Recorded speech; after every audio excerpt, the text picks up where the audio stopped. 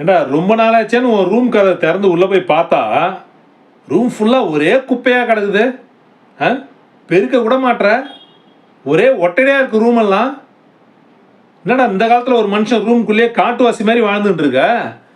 ஆ, நம்மளை சுற்றி இருக்கிற இடத்த நான் க்ளீனாக வச்சுக்க வேண்டாம்? மாதத்துக்கு ஒரு தடவையாவது அந்த ஒட்டடை குச்சி எடுத்து ரூமெல்லாம் ஒட்டடை அடிக்கக்கூடாது, தொடப்பத்தை எடுத்து பெருக்கக்கூடாது, குப்பையை அள்ளி கொண்டு வந்து வெளியில் கொட்டக்கூடாது. இதில் ஏசி வேற.